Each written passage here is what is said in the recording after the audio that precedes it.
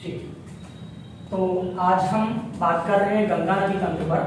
ठीक है, गंगा जी के बारे में हम उनकी उत्पत्ति से लेकर के और बंगाल की खाड़ी में गिरने तक चर्चा करते हैं। ठीक है, तो बात चल रही है गंगा की। तो गंगा जी गंगोत्री हिमनद से निकलती हैं और निकलते ही जैसे निकलती हैं वैसे ही इनका नाम जाह्नवी होता है। ठीक है, जाह्नवी होता है और जाह्नवी के नाम से थोड़ा आगे बढ़ती हैं तो गोमुख पड़ता है। गोमुख एक ग्लेशियर है और गंगोत्री भी एक ग्लेशियर है। तो पूर्ण ओरिजिन की बात की जाए तो पूर्ण ओरिजिन जो आपका देखा जाएगा वो गंगोत्री हिमनदी होगा, जहां से निकलती है गंगा, मतलब कि भागीरथी। लेकिन गंगोत्री से गोमुख के बीच में ज्यादा दूरी नहीं है। ठीक है, कहीं कहीं किताबों में आपको गंगोत्री गोमुख लिखकर आएगा या कभी कभी गंगोत्री टू गोमुख जाह्नवी को दिखाते हुए आएगा।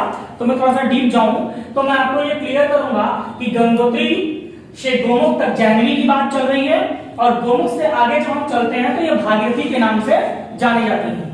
और भागीरथी के नाम से जब ये नीचे उतरती हैं तो टिहरी पड़ता है बांध। गोविंद प्रयाग या गणेश प्रयाग नामक एक स्थान है, उस स्थान पर टिहरी बांध स्थित है और इसी बांध से पहले ही नदी है, नाम है वीरांगना, जो खतलिंग हिमनद से आती हैं। खतलिंग हिमनद से भागीरथी से आकर के बाईं तरफ से मिलती हैं, बाईं तरफ से आकर के मिलती हैं और मिलने के बाद में फिर यहाँ पर टिहरी बांध बनता है। टिहरी बांध के बारे में मैंने बताया कि भारत का सबसे ऊंचा बांध है, 260 मीटर ऊंचा। ठीक है, यानी ये बांध जब बन रहा था तो चिपको आंदोलन यहीं से शुरुआत हुआ था, जिसके प्रणेता ठीक है आपके वही सुंदरलाल बहुगुणा थे, जो रीता बहुगुणा जोशी के फादर। ठीक है, उसके बाद में फिर भागीरथी आगे बढ़ती हैं। फिर एक नदी और है जिनके बारे में हम बात कर रहे हैं, ये शतोपंत हिमनद से निकलती हैं। इनका नाम है अलकनंदा। अलकनंदा जी शतोपंत हिमनद से निकलती हैं और निकल करके जैसे नीचे उतरती हैं उनसे बाईं तरफ से एक नदी है जिनका नाम है धौली गंगा। ये मारा हिमनद से आती हैं और मारा हिमनद से आकर के विष्णु प्रयाग में धौली गंगा मिल जाती हैं अलकनंदा जी से। यानी कि अलकनंदा की मुख्य धारा शतोपंत हिमनद से आ रही होती है। उसके बाद में दूसरी नदी की बात की जाए, ठीक है, तो दूसरी नदी के बारे में हम बताएं आपको, तो आप ध्यान दीजिएगा इधर। दूसरी नदी है त्रिशूल हिमनद और त्रिशूल हिमनद में नंदाकिनी की बात चल रही है। नंदाकिनी नदी त्रिशूल हिमनद से निकल करके नंद प्रयाग में आकर मिलती हैं। नंद प्रयाग जो विष्णु प्रयाग से नीचे है, यहां आकर के मिलती हैं और किस तरफ से, बाईं तरफ से। ठीक है बच्चों, बाईं तरफ से आकर मिलती हैं। उसके बाद में फिर पिंडारी हिमनद, एक पिंडारी हिमनद पड़ता है। पिंडारी हिमनद से पिंडार गंगा, पिंडारी हिमनद से पिंडार गंगा जी आती हैं और वो आकर के कर्ण प्रयाग में मिलती हैं। पिंडारी हिमनद से पिंडार गंगा नदी आती हैं और कर्ण प्रयाग में मिलती हैं। किस तरफ से, बाईं तरफ से। ठीक है बच्चों, बाईं तरफ से आकर मिलती हैं कर्ण प्रयाग में। ध्यान रखिएगा, विष्णु प्रयाग, नंद प्रयाग और कर्ण प्रयाग, ये तीनों एरिया ऊपर का पूरा हिस्सा चमोली जिला है, उत्तराखंड का चमोली एरिया है, याद रखिएगा। उसके बाद में एक दाईं तरफ से चारोबार हिमनद है, वहां से मंदाकिनी नदी आती है। चारोबार हिमनद से मंदाकिनी जी आती हैं और रुद्रप्रयाग में आकर के मिलती हैं, किससे, अलकनंदा जी से। ठीक है, इतनी नदियां आकर के अलकनंदा जी से ट्रिब्यूट हो रही हैं। ट्रिब्यूट होती हैं तो बात मैं आपको बता दूं, जब विष्णु प्रयाग के करीब में ही शतोपंत हिमनद से निकली हुई अलकनंदा, इसी के तट पर बद्रीनाथ धाम स्थित है। आप लोगों को पता है हमारा तीर्थस्थल है बद्रीनाथ धाम। बद्रीनाथ धाम अलकनंदा नदी के तट पर स्थित है, ध्यान रखिएगा। उसके बाद में केदारनाथ धाम की बात की जाए तो केदारनाथ धाम जो है वो मंदाकिनी नदी के तट पर स्थित है। ठीक है, मंदाकिनी जी रुद्रप्रयाग में आकर के अलकनंदा से मिलती है। ठीक है, रुद्रप्रयाग का एरिया जो आता है ये इधर साइड में से टिहरी का है, तो टिहरी गढ़वाल एरिया है। एक बात और ध्यान रखिएगा, मैं बता दूं आपको, ये जो टिहरी का एरिया आ रहा है टिहरी गढ़वाल एरिया बोलते हैं इसको, टिहरी गढ़वाल क्षेत्र। ठीक है, तो उत्तराखंड के टिहरी गढ़वाल क्षेत्र में गंगोत्री, हिमनद, वीरांगना, खतलिंग, इन सब की बात चल रही है। उसके बाद में फिर भागीरथी और अलकनंदा जी देवप्रयाग में, भागीरथी और अलकनंदा जी देवप्रयाग में मिलती हैं, देवप्रयाग में दोनों मिलती हैं और यहीं से इन्हें गंगा मैया के नाम से जाना जाता है। फिर ये नीचे उतरती हैं और नीचे उतरती हैं तो एक स्थान आता है हमारा पवित्र और पौराणिक स्थान है ऋषिकेश। ठीक है, ऋषिकेश से जब ये और नीचे उतरती हैं तो एक और स्थान आता है हरिद्वार, और हरिद्वार भी हमारा तीर्थ स्थल है। ठीक है, हरिद्वार के बाद से गंगा जी पर्वतों से छूट करके अब मैदानी भाग में प्रवेश करने लगती हैं और प्रवेश करती हैं उत्तर प्रदेश के बिजनौर जिले में, यानी कि अब उत्तराखंड छूट गया। ठीक, अब उत्तराखंड से निकल करके उत्तर प्रदेश में प्रवेश की और उत्तर प्रदेश का ये बिजनौर जिला है। आपको बता दें, कभी कभी क्वेश्चन बनता है, पीछे से भी कई बार पूछा गया है कि गंगा कहां से भारत के मैदानी भागों में प्रवेश करती है, तो क्षेत्र है किस क्षेत्र से। जब क्षेत्र वर्ड का यूज करेगा तो आप बताओगे गढ़मुक्तेश्वर क्षेत्र। ठीक है, गढ़मुक्तेश्वर क्षेत्र में गंगा मैदानी भागों में प्रवेश करती है। फिर उसके बाद में फिर गंगा जी और आगे बढ़ती हैं। जब आगे बढ़ती हैं थोड़ी दूर पर तो हमारा एक जिला है उत्तर प्रदेश का कन्नौज, उसी कन्नौज जिले में आकर के नदी मिलती है जिनका नाम है रामगंगा। तो बच्चों रामगंगा जो है वो दूधाटोली हिमनद से निकलती हैं और दूधाटोली हिमनद से निकल करके ये एरिया जो आपका पड़ता है नेपाल रीजन का एरिया है। ठीक है, वहां से निकल करके ये जिम कॉर्बेट नेशनल पार्क को बीचों बीच से पार करते हुए, जिम कॉर्बेट नेशनल पार्क 1935 की बात चल रही है, ये नेशनल पार्क जब बना था।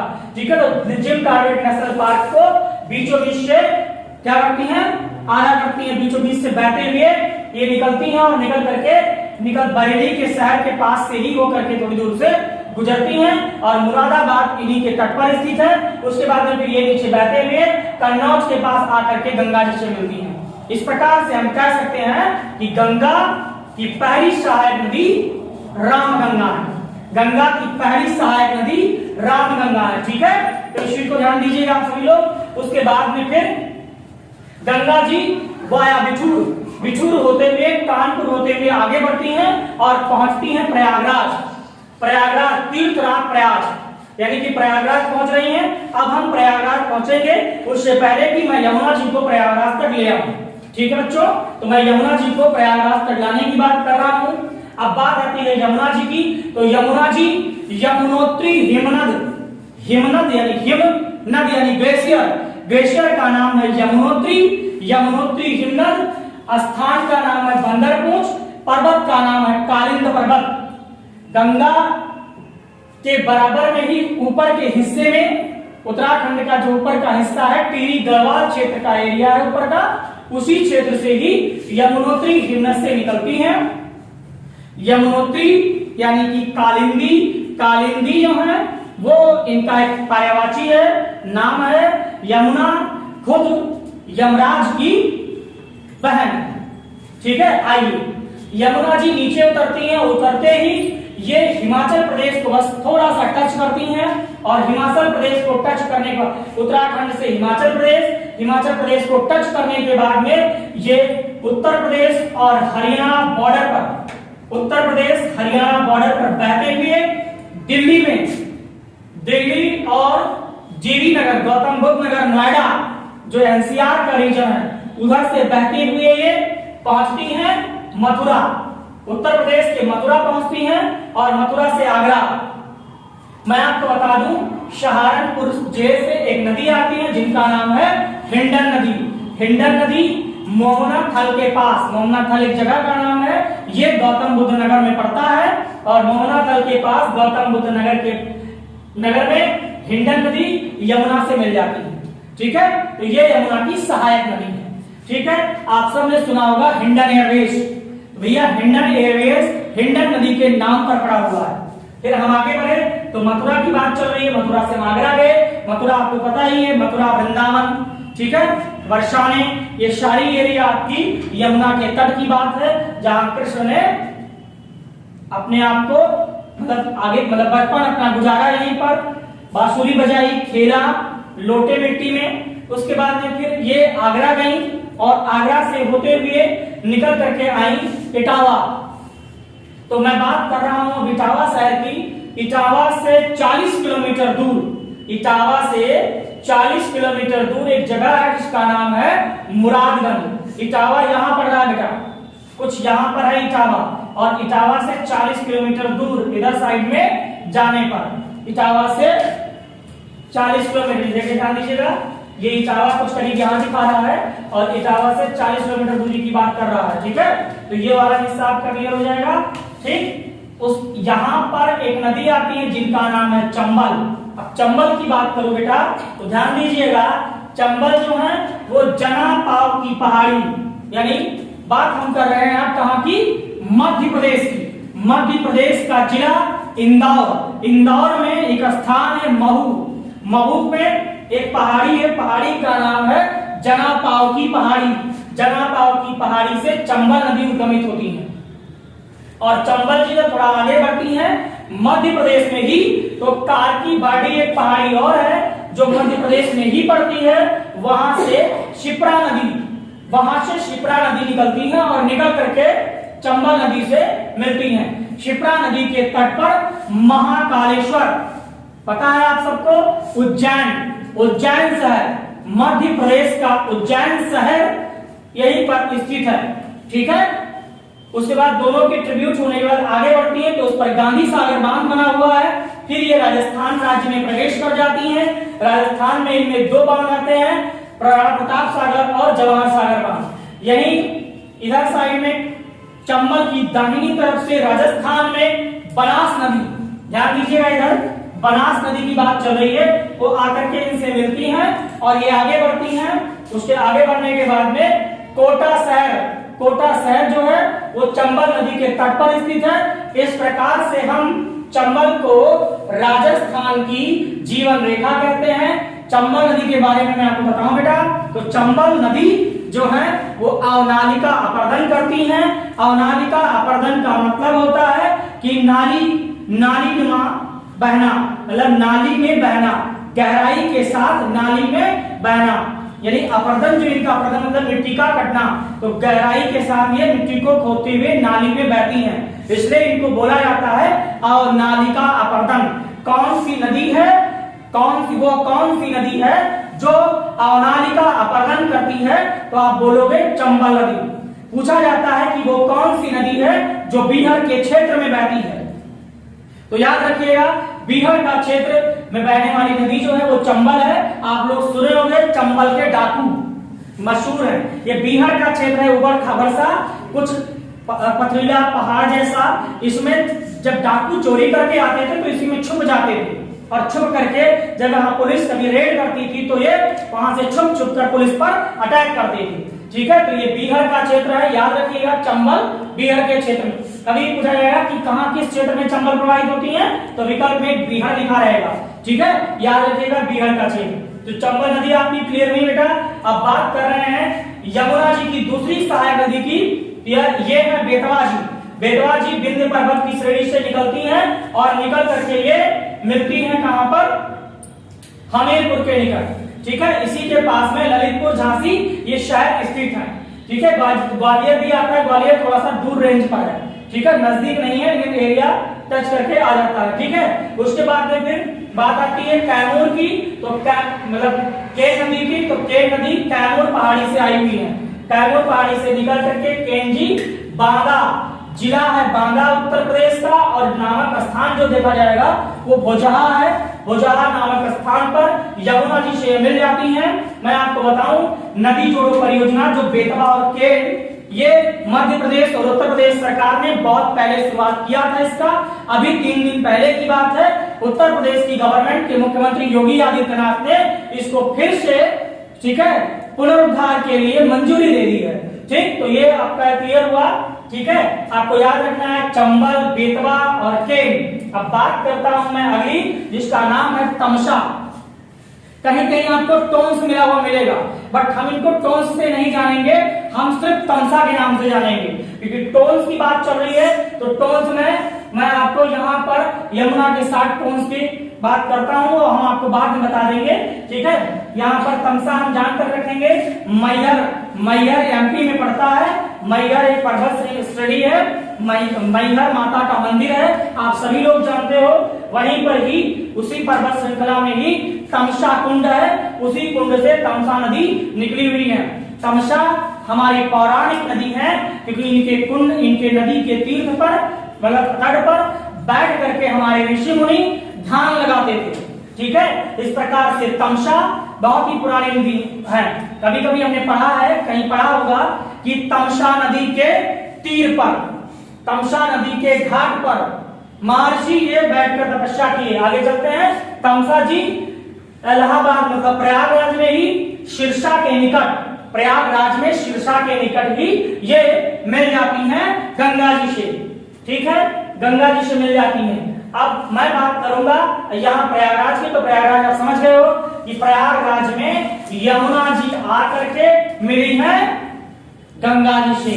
जहां पर दोनों नदियां मिली हैं उस स्थान को संगम बोलते हैं। संगम क्षेत्र, जहां पर कुंभ, अर्धकुंभ और बहुत सारे प्रकार के स्नान लगते हैं, लोग नहाते हैं, अपने आप को, अपने पुण्य को धोते हैं और अपने आप अपनी मन शुद्धि करते हैं।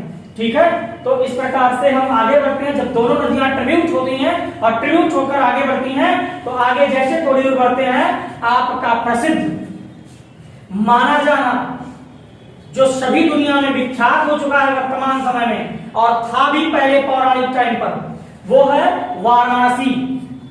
वाराणसी काशी विश्वनाथ की नगरी, काशी विश्वनाथ की नगरी वाराणसी, जिस जो विख्यात अभी वर्तमान में हुई है, क्योंकि यहां से सांसद हैं भारत के प्रधानमंत्री माननीय श्री नरेंद्र मोदी जी। ठीक है, तो बात चल रही है वाराणसी की। वाराणसी से जब ये आगे बढ़ती हैं, तो आगे बढ़ने पर जिला आता है आपका उत्तर प्रदेश का गाजीपुर। ठीक है, तो मैं बात करूंगा एक और नदी की जिनका नाम है गोमती। भैया गोमती जी उत्तर प्रदेश की राजधानी लखनऊ, उत्तर प्रदेश की राजधानी लखनऊ को दो बराबर भागों में बांटते हुए निकलती हैं। ठीक है, यानी हम कह सकते हैं कि लखनऊ शहर गोमती नदी के तट पर स्थित है। और गोमती जी पीलीभीत उत्तर प्रदेश का ही एक जिला है। पीलीभीत जो तराई एरिया है, बिल्कुल से लास्ट से वाली सीढ़ी के नीचे का एरिया, उसको वहीं में एक झील है जिसका नाम है फुल्लर झील। उसी फुल्लर झील से गोमती नदी उद्गमित होती है और लखनऊ होते हुए सुल्तानपुर पहुंचती है। सुल्तानपुर शहर से भी बीचों बीच से निकलते हुए जौनपुर पहुंचती हैं और जौनपुर के साइड से निकलते हुए, शहर के साइड से ही निकलते हुए पहुंचती हैं गाजीपुर। गाजीपुर में कैथी नामक स्थान पर ये गंगा जी से मिल जाती हैं। बात कर रहा था यमुना की, तो यमुना की लंबाई 1370 किलोमीटर है। याद रखिएगा बच्चों, यमुना की लंबाई 1370 किलोमीटर है। अब बात चल रही हमारी और आगे हम चलेंगे। ठीक है, गाजीपुर के पास जब ये मिल गई, मिलने के बाद में हम आगे बढ़े, तो गंगा जी अब हमारे साथ आगे बढ़ रही हैं। हम प्रवेश कर रहे हैं बिहार रीजन में। ठीक है, उत्तर प्रदेश से अब हम बिहार रीजन में प्रवेश करते हैं। तो बिहार में जैसे प्रवेश करते हैं, बिहार का एक जिला है बक्सर जो गंगा नदी के तट पर स्थित है। बात कर रहे हैं और आगे चलेंगे तो हम पहुंचेंगे छपरा। ठीक है, छपरा पहुंचेंगे जो बिहार का जिला है। अब बात और आगे बढ़ रही है, तो छपरा में नदी आती है सरयू जी मिलने। पहले ये घाघरा थी, अभी ये सरयू है। हम बात करेंगे कि ये इनकी उत्पत्ति कहां से हुई और ये कैसे आई। देखिएगा ध्यान से, मिलान पर्वत है ये बात चल रही है ऊपर कहां की, नेपाल रीजन की। ठीक है, तो नेपाल रीजन में एक पर्वत है, नेपाल के ऊपर का महान हिमालय के रेंज के पीछे की बात चल रही है। तो मिलान पर्वत है, उसी मिलान पर्वत से एक नदी निकलती है जिनका नाम शारदा है, उन्हें कभी काली भी कहते हैं। ये शारदा जी निकलती है और ऊपर ही एक पर्वत और है जिसका नाम है मक्सातुंग हिमनत। मक्सातुंग हिमनत से कर्णाली, कर्णाली भी कहीं लिखा मिलेगा, कहीं कर्णाली मिलेगा। कर्णाली या कर्णाली दोनों वर्ड आपको मिलेंगे। और ये दोनों नदियां आते आते ट्रिब्यूट होती हैं कहां पर, जहां सीतापुर बाराबंकी का बॉर्डर है, टच करता है बाराबंकी, यानी मैक्सिमम हिस्सा टच करता है बाराबंकी। ये कोना का पॉइंट है, मतलब इस प्रकार से, कुछ इस प्रकार से मैंने बताया था कि ऐसे और ऐसे का एरिया है, ये दोनों मतलब इस प्रकार से हैं। ठीक है, कुछ इधर से कुछ इधर से। ठीक, ये आ रही होती है, कुछ ऐसे करके आती है, कुछ यहां मिलती है। ठीक है, तो इस प्रकार से बाराबंकी और सीतापुर के बॉर्डर पर बाराबंकी में मिलती हैं दोनों नदियां और मिलकर के यहां से आगे बढ़ती हैं। पहले योगी के बदलने से पहले ये घाघरा के नाम से वहां से चलती थी। घाघरा बन करके बाराबंकी, पूरी बाराबंकी बहती हैं। बाराबंकी बहते बहते गोंडा बाराबंकी बॉर्डर पर ये बहते बहते पहुंचती हैं। कहां पे? गुप्तार घाट, अयोध्या। गुप्तार घाट पर ही एक नदी और अंदर गोंडा से रीजन से होते हुए, जिनको हम प्रॉपर सरयू का नाम देते आए हैं आज तक, और हमने अब तक सरयू ही जाना है। ठीक है, वो आकर के गुप्तार घाट में दोनों नदियां मिलती हैं। दोनों नदियां मिलकर के गुप्तार घाट से अयोध्या की तरफ चलती हैं। ठीक है, यही वो गुप्तार घाट है जहां पर भगवान श्री राम स्वयं गुप्त हुए थे। ठीक है, यहीं से ही इनके सारे भाई कौन? बैकुंठ धाम, बैकुंठ की तरफ चले गए थे। ठीक है, ये वही वो स्थान है, इसलिए इसे भी पौराणिक माना गया है। ठीक है, फिर गुप्तार घाट से लगभग 1.5 किलोमीटर और आगे जाएंगे तो अयोध्या नगरी स्थित है। ठीक है, फिर वहां से घाघरा का नाम नहीं है अब खाली घाघरा हम जानेंगे थी, लेकिन अब ये सरयू हो चुकी हैं और सरयू के नाम से ये आगे बहती हैं। बहते बहते ये और आगे पहुंचती हैं देवरिया जिला। सरयू जी बहते बहते उत्तर प्रदेश के देवरिया जिला में पहुंचती हैं, और देवरिया जिला में ही ऊपर एक प्यूठान नगर है। ये मध्य हिमालय की बात चल रही है, यानी कि ऊपर तिब्बत रीजन की बात चल रही है। प्यूठान नगर है, प्यूठान नगर के उत्तर में ही, वहां से ही इसी हिमालय से एक नदी निकलती है जिसका नाम है राप्ती नदी, जो वाया गोरखपुर होकर के आती है। मतलब कि गोरखपुर की नदी है ये। गोरखपुर में बहुत तांडव मचाती है, घाघरा से बिल्कुल कम नहीं है, क्योंकि बहुत ज्यादा जल लेकर के आती है और बहुत तांडव मचाती है। तांडव मचाते मचाते घूमते घामते, और घाघरा की बात आपसे मैं कर रहा था अभी, जिनको हम सरयू बोल रहे हैं, ये भी बहुत ही तांडव मचाती हैं। सबसे ज्यादा जल लेकर आने वाली नदियों में यही इनका नाम है। ठीक है, ये ऊपर से सबसे ज्यादा जल लेकर आती हैं, और मतलब कि ये रहता है कि नेपाल इसमें जल छोड़ता भी रहता है, बार बार जल छोड़ता रहता है। ये इनकी वजह से बहुत सारा हमारा हिस्सा बर्बाद होता रहता है। भैया ये सरयू के साथ राप्ती जी देवरिया में बरहज के निकट मिलती हैं, और मिलने के बाद में ये दोनों की धारा संयुक्त होती है, सरयू के नाम से आगे बढ़ती हैं, बिहार रीजन में प्रवेश करती हैं, और बिहार रीजन में छपरा के निकट गंगा से मिल जाती हैं। उसके बाद में मैं और आगे बात करूंगा, नीचे से एक नदी और है जिनका नाम है शोल नदी।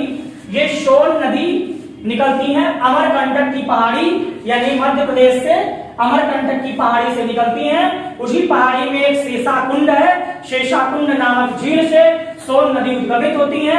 और सोन नदी जब आगे बढ़ती है, कहां? सोनभद्र जिले में, छत्तीसगढ़ एरिया से, सतपुड़ा पर्वत श्रेणी से लगभग एक नदी निकल के आती है जिसका नाम है रियंद। ये रियंद आकर के सोनभद्र जिले में ये दोनों नदियां मिलती हैं। जहां पर ये दोनों मिलती हैं वहां पर एक झील का निर्माण किया गया है, जो कृत्रिम है, भारत की सबसे बड़ी कृत्रिम झील है, जिसका नाम है गोविंद वल्लभ पंत सागर झील। गोविंद वल्लभ पंत सागर झील बच्चों, यहीं पर ही रिहंद नदी घाटी परियोजना बनाई गई है, जो उत्तर प्रदेश के लिए बहुत बड़ी परियोजना है। ठीक है, यहीं पर एनटीपीसी का ओबरा, जो आप बता रहे थे, यहीं पर एनटीपीसी का वो लगा हुआ है यूनिट ओबरा। आगे बात की जाए तो यहीं से बच्चों एक नदी और निकलती है जिनका नाम है नर्मदा। ठीक है, शेषाकुंड झील से ही नर्मदा जी निकलती हैं। तो वो निकल करके बह करके पहुंचती हैं पश्चिम में अरब सागर की खाड़ी में, और ये निकल कर पहुंचती हैं पूर्व में गंगा जी से मिलने। तो सोन जी अब गंगा जी से मिलने जा रही हैं, और जा रही हैं बिहार में प्रवेश करते करते पटना के निकट सोन जी मिल जाती हैं। ठीक है बच्चों, अब बात चल रही है और आगे की, तो ध्यान दीजिएगा। इधर एक नदी है मुक्तांग हिमनद की बात चल रही है। मुक्तांग हिमनद ये नेपाल रीजन की बात हो रही है, उससे ऊपर की नेपाल रीजन से ये प्रवेश करती है नेपाल में ही, और नेपाल में मुक्तांग हिमनद तिब्बत में, याद रखिएगा तिब्बत की बात चल रही है, तिब्बत से आती है और नेपाल में जब आती है तो नेपाल में इनको नारायणी या शालिग्रामी बोला गया है। ठीक है, नारायणी और शालिग्रामी बोला गया है। और नेपाल से जब ये प्रवेश करती हैं अपने बिहार में, तो बिहार में इनको बोला गया है गंडक नदी। अब हम आपसे बात कर रहे हैं कि नारायणी इन्हें क्यों कहा गया। भाई नेपाल में इन्हें नारायणी क्यों कहा गया? नारायणी कहा गया, शालिग्रामी कहा गया। तो मैं आपको बता दूं, आपने देखा होगा पंडित जी जब सत्यनारायण व्रत कथा करते हैं तो एक काला काला सा पत्थर रखते हैं, उसको शालिग्राम पत्थर बोला गया है।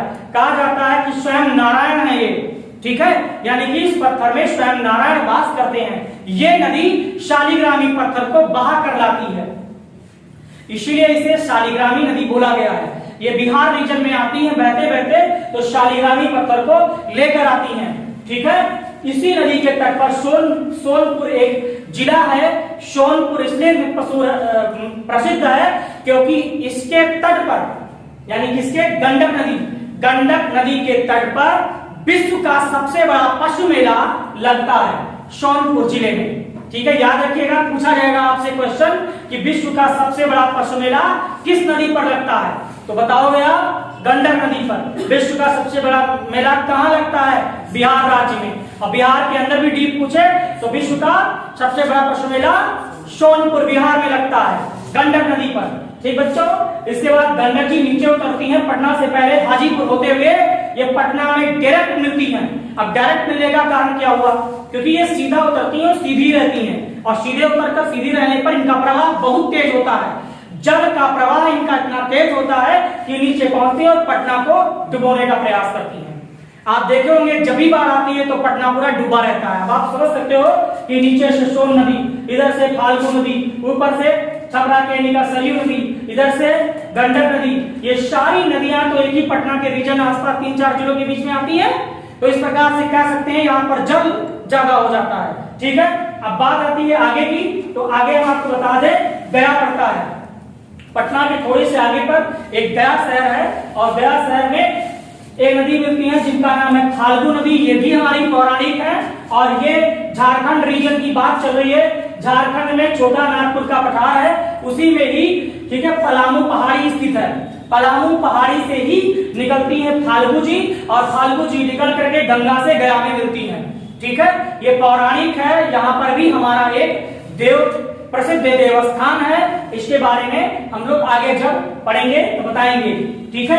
हजारीबाग का पठार और रांची का पठार, आपको बता दूं मैं, इसी पलामू झील से दामोदर नदी निकलती है, और दामोदर नदी छोटा नागपुर के पठार को 2 भागों में बांट रही होती है। तो दामोदर नदी के ऊपर का जो, यानी कि कह सकते हैं उत्तर का एरिया, वो हजारीबाग के पठार के नाम से जाना जाता है।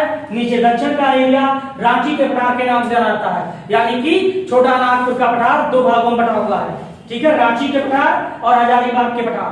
अब ये दोनों को मतलब बराबर भागों में बांटते हुए दामोदर जी आगे बढ़ती हैं।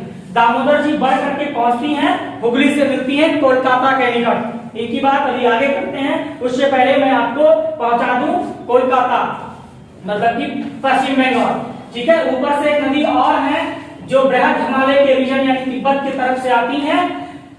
इनका नाम है बागमती, ठीक है, बागमती के नाम से आती हैं, और बागमती नदी के नाम से नीचे नेपाल में आती हैं।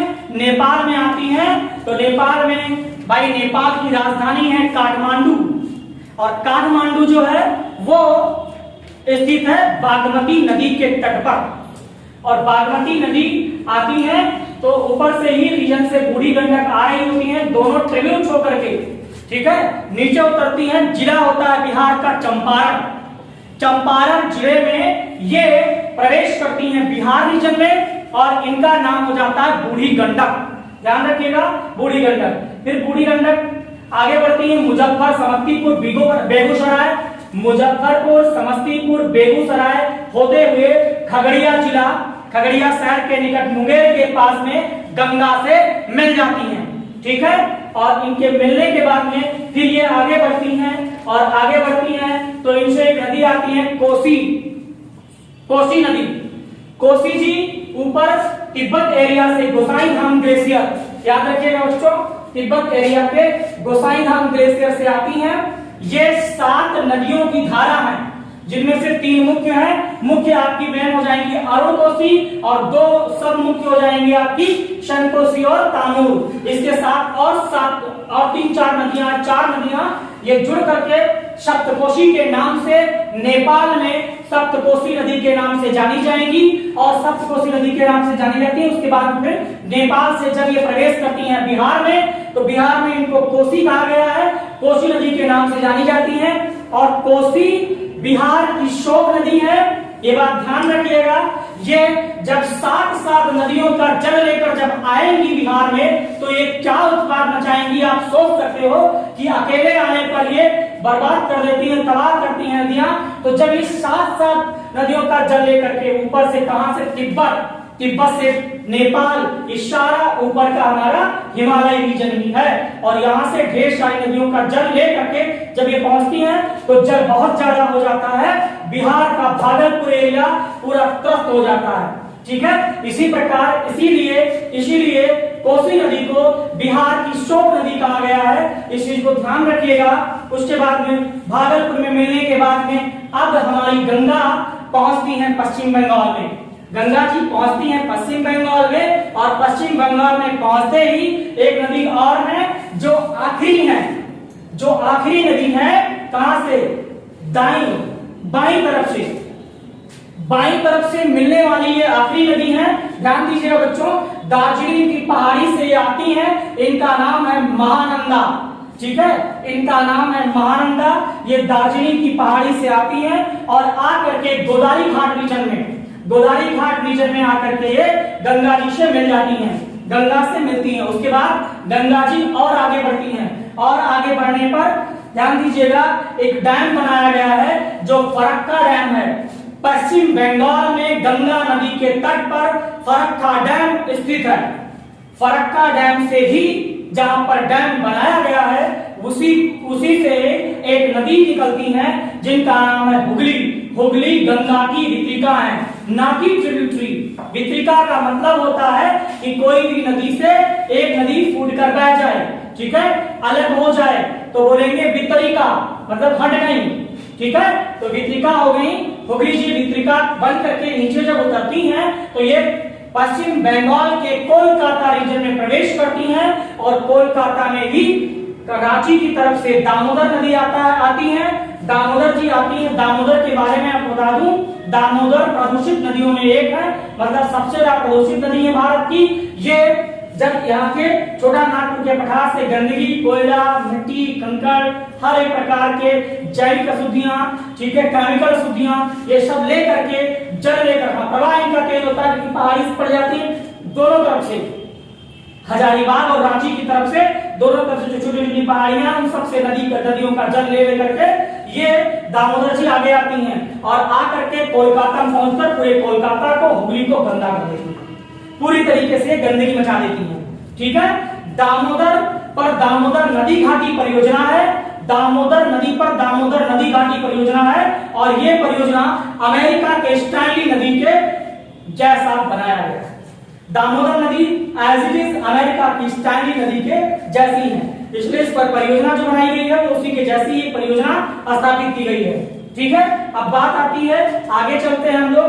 तो अब गंगा जी प्रवेश करने वाली है बांग्लादेश में। फरक्का डैम के बाद गंगा जी को एक बार फिर से वहां के स्थानीय लोग भागीरथी बोलते हैं, यानी कि फरक्का डैम के बाद जब गंगा जी बांग्लादेश में प्रवेश कर रही होती हैं तो वहां के कुछ स्थानीय लोग इन्हें भागीरथी बोलते हैं, और भागीरथी के नाम से ही गंगा जी आगे बढ़ती हैं और बढ़ करके बांग्लादेश में प्रवेश करती हैं।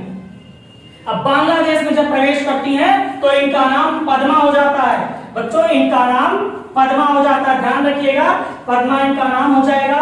और ये आगे बढ़ती हैं थोड़ा सा तो ऊपर, कहां से, असम रीजन से बांग्लादेश में एक नदी आ रही होती है जिनका नाम ब्रह्मपुत्र है, और जब वो बांग्लादेश में आती है तो उनका नाम बदलकर जमुना हो जाता है, और जमुना नदी के नाम से ही वो बांग्लादेश में बहती हैं और गंगा जी से मिलती हैं। यानी कि कह सकते हैं कि पद्मा और जमुना दोनों मिलती हैं, और हम अपने इसमें कहें तो गंगा और ब्रह्मपुत्र की धारा संयुक्त होती है। फिर इन दोनों धाराएं संयुक्त होकर के कुछ दूर बहती हैं। उसके बाद में उधर साइड से, कहां से, नीचे से मणिपुर और नागालैंड एरिया से एक नदी आती है जिसका नाम है मेघना।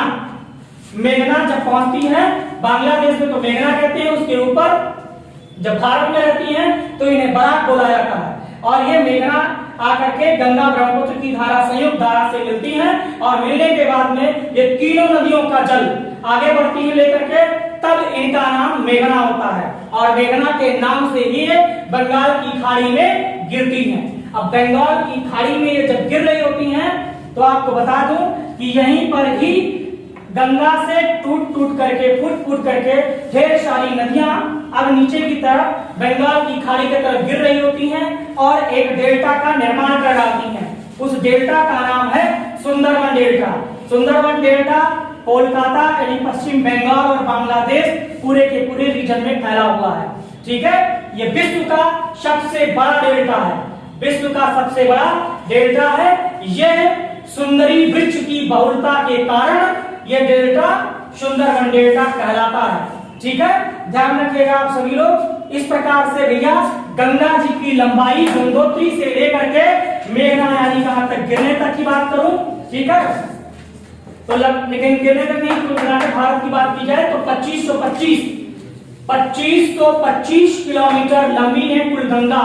टोटल गंगा की लंबाई 2525 किलोमीटर है। ठीक है, इस प्रकार से गंगा जी अब पहुंच गई कहां? बंगाल की खाड़ी में। ठीक है, गंगा जी बंगाल की खाड़ी में पहुंच गई।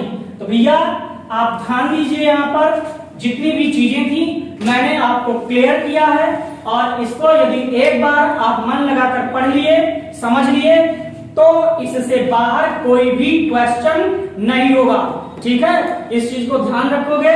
All the best and best of luck. Thank you.